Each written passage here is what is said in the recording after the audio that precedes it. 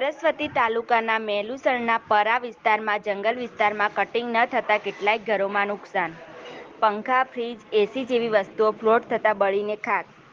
જંગરાલ જીઈબીની બેદરકારી આવી સામે ખેડૂતોમાં આક્રોશ.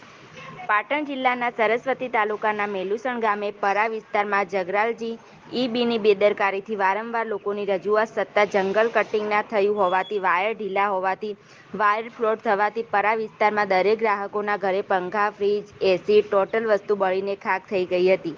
તંત્રને વારંવાર જાણ કરવા છતાં પરિણામ શૂન્ય જોવા મળી રહ્યું છે. શું આ મીડિયાના અહેવાલથી ઘોર નિંદ્રામાં સૂતેલું તંત્ર જાગશે ખરા?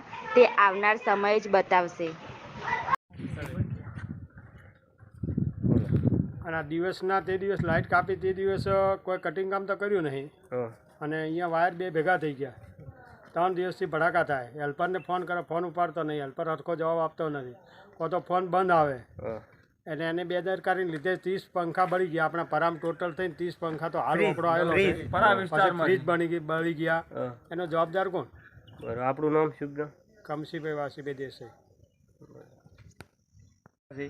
એના કારણથી આ બેદરકારી છે જગરાલ બોર્ડની. એટલે કોઈ ફોન ઉપાડતા છે નહીં હેલ્પરો. એના કારણથી અમે આ રજૂઆત કરે છે.